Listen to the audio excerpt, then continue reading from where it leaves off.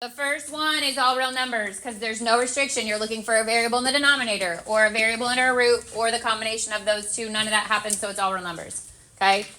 Number two, the bottom can't equal 0, so the x can't equal negative 1/3. So my interval notation is negative infinity to negative 1/3 with a parentheses on the 1/3. And then union negative 1/3 to positive infinity. Number three, this time I would factor that denominator. It's x minus 3 and x plus 2. So x can't equal 3 and x can't equal negative 2. So I go negative infinity to the smaller one, which is negative 2, negative 2 to positive 3, and then positive 3 to infinity. All of those get parentheses. We good? So if you made a mistake, are we good? Okay, I'm not going to call you out. You know who you are. All right, then 4 and 5, they get a little bit more complicated. So with 4, you've got a restriction in the numerator because the radical has to be greater than or equal to 0, which means x has to be greater than or equal to negative 1. And then in the denominator, it can't equal 0, which means x cannot equal 3. So on a number line, it would be from negative 1 with a bracket to the right, but at pause or a hole at 3. And the way we represent that in interval notation is negative infinity with a bracket to 3, parentheses, union 3, parentheses to positive infinity. So anytime you get a not equal, that means your domain stops and starts there, okay? And then number 5, the numerator x has to be greater than or equal to negative 1. The denominator x has to be greater than 3. I put them both on the number line. Where they overlap is starting at 3 with the parentheses pointing to the right. So it's 3, comma, infinity. Questions? Okay, so we're going to finish the notes from yesterday. This is chapter 1, section 2, part 2, functions. We're going all the way to the difference quotient. So yesterday we talked about how to identify a function from coordinate points, from an equation. We talked about how to evaluate a piecewise function, how to find domain, and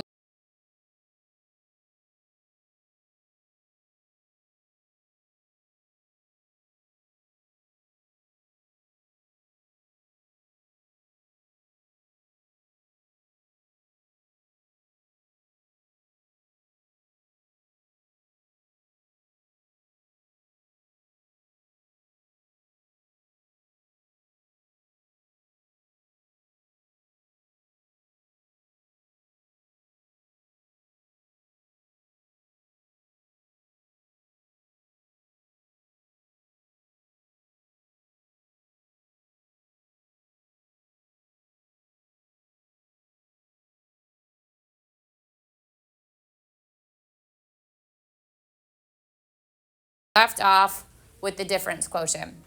This is something that nobody has learned before, so we're going to make sure we pay attention, okay?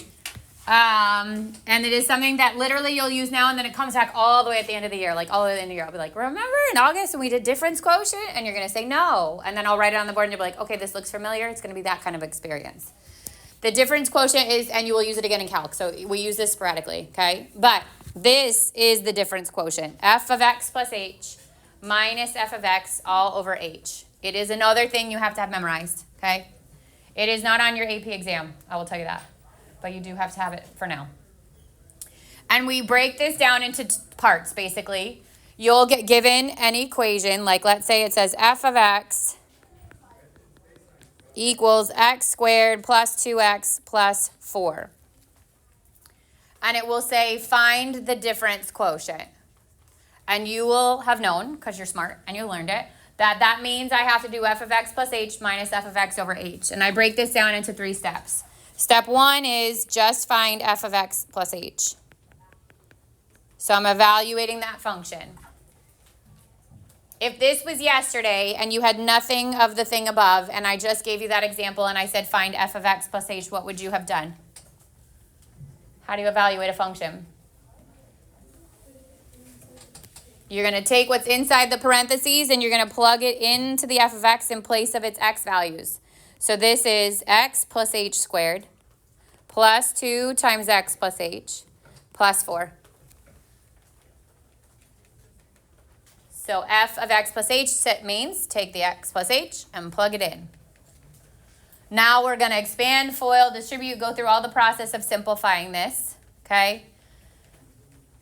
you have two options really when you go to expand and FOIL that. I could either do x plus h times x plus h, multiply it out, or I technically have three options. Or you could remember your shortcut, which is square the first one, square the last one, double the product of the two terms. Or your third option is memorize that because we're going to do it a whole bunch. So x plus h squared is x squared plus 2xh plus h squared.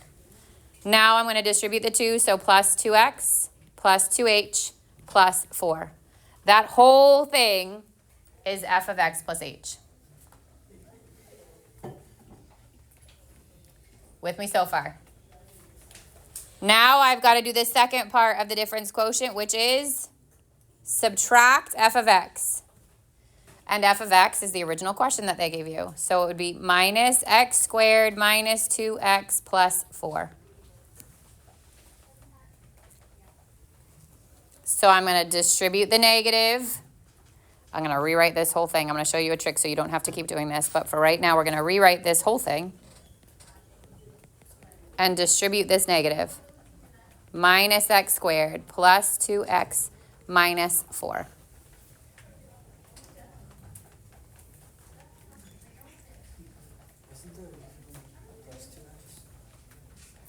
Yes, thank you. That would have messed up the whole thing. Okay, it was plus, which would make this minus. Thank you. Okay, if you've done it correctly, so on the next step I would have figured it out, but if you've done it correctly, then every term that doesn't have an h should cancel out. The x squared and the minus x squared are going to cancel out. The 2x and the negative 2x are going to cancel out. And the positive 4 and the negative 4 are going to cancel out. And then every term that's left should have an h on it.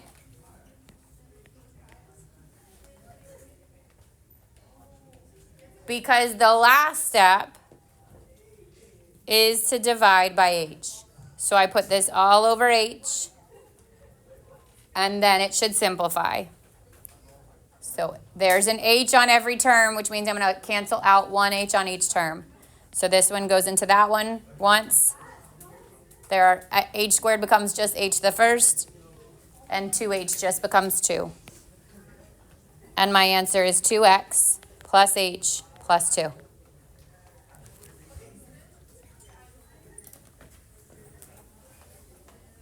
Yeah. H, it just says h can't be 0 because what would happen if h was 0?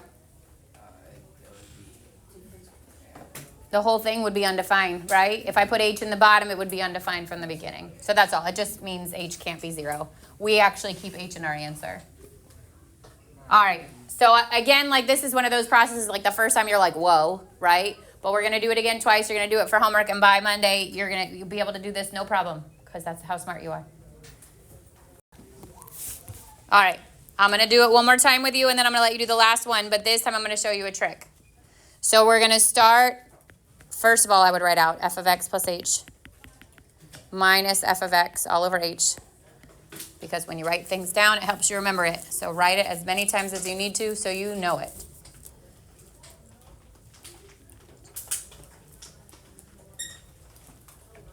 So the first thing we're going to do is find f of x plus h.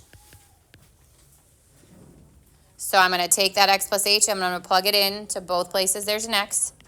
X plus h squared minus 2 times x plus h minus 5.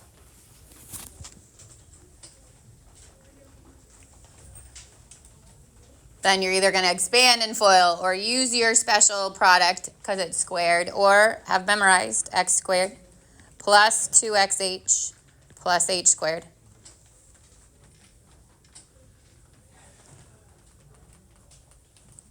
We're going to distribute the negative 2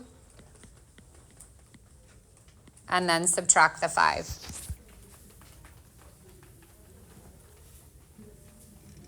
Everybody good up to that step? Okay, this is where I'm going to show you a trick. So the long way about this is to do minus x squared minus 2x minus 5, distribute, combine my like terms, all that good stuff, okay? But subtracting is the same thing as changing your signs and adding, right? I can either do 5 minus 3, or I could do 5 plus a negative 3. It's the same thing. So instead of subtracting this whole thing, distributing it, and then combining my like terms, I'm going to change the signs of each of these terms and literally put them under the term that they should cancel from. So an x squared's opposite would be negative x squared.